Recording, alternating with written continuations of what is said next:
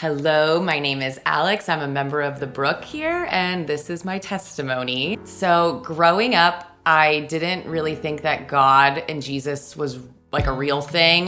My mom took us to Mormon church and then Catholic church. And so, I'm just all over the place. I think God is basically just rules. And so I was just so anti-God at the time. And growing up, I just didn't vibe with it. My brother found God at 16, and then he started preaching the gospel to me all the time. And at one point, I even think I yelled at him and I was like, "Stop, he's not real, you're crazy, this is so annoying." And then Tony was like, "Okay, I'm not gonna say anything anymore." He met Rachel and they got married, and I was just hysterically crying the entire wedding. I couldn't stop. Throughout the entire ceremony, I'm hysterically crying, and I didn't know why, but I think it was just I knew it was real love. I knew it was a real bond that was just so beautiful, and only God could have given my brother that. Then fast forward to when they got pregnant with Mila, I was like, "Oh, this is a lot. This is a lot of love happening here." But we just keep going for 9 months, 10 months, and then Mila's born. And the day I get the text, Rachel's in labor, I'm just sobbing my eyes out. I cannot stop. It's just water pouring from my face. I had to take time off from school for 2 weeks to go to the mountains every day and cry. And at this point, I was very into crystals, universal energy. So I brought my crystals with me to the mountains. I'd have them on my forehead, why am I crying? What's going on? And finally, I'm driving home from the mountains after week 2, and I look back in the rearview mirror, and the sun is setting over the mountains in the most magnificent way. And my whole body just became covered in chills. I knew at that moment, I felt God's presence with me truly. It was undeniable. I was like, there's no question about what I'm feeling right now. This is God, and God is real. I knew it was the love that I witnessed from my brother and his wife, and when they had their child, I was like, this is only something that God could have done. This is outside of my brother. This is outside of what we grew up with. We've never seen or experienced anything like that. And I knew that what we went through wouldn't repeat with her. And I knew that the only reason it wouldn't repeat with her was because of God. And I called my brother that day and I was like, "God's real." And he was like, yes he is. And I was like, "Well, what do I do now?" And he was like, "Okay, we're gonna start with the Bible study." And I was like, "Okay, cool." So we start reading John 4, or not John 4, but that's my favorite verse in John. We start reading John.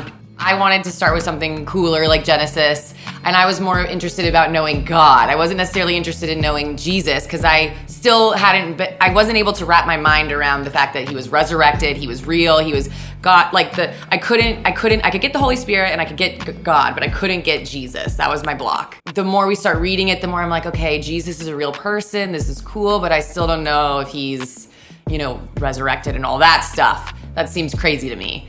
Then fast forward, I joined the city group that Tony and Rachel were hosting, and we read Romans, and I think it was Romans 6, but I can't remember, but I got a different verse out of Romans 6 than anybody else got, and I started hysterically crying again like I had in the car. It was just uncontrollable, and I was like, oh my gosh. The whole time I had thought that if you're a sinner, you're a bad person and God can't love you. And then it wasn't that, it's that I felt that God was telling me it's not that he didn't want me to sin because it would make me a bad person. It was because he didn't want me to suffer the consequences of what the world would do to me if I were to sin. And that overwhelming love and grace it was filling my entire body, and I just couldn't stop crying. And then I realized Jesus is real. Jesus did die for my sins. I am resurrected. This shame is not real. This is the product of the devil in this earth. And that was the first time I was like, okay, all right, Jesus, let's do this. So you're real.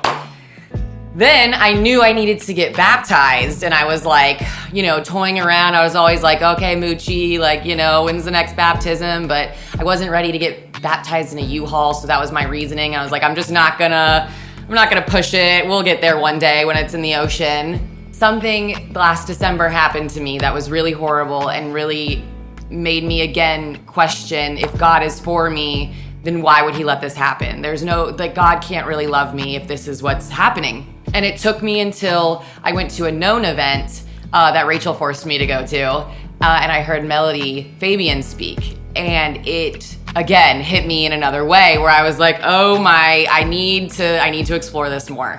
Melody and I worked together, and she prayed over me, and she released so much of that doubt that I was having from me. And it was only through her, honestly, that I was able to get to the point I'm at now, where I realize that this world is evil. You have to surrender. God is with you. He's going to redeem you.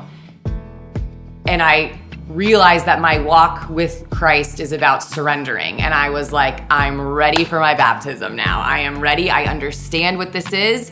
You tell me to jump, and I'm going to say how high. Let's ride.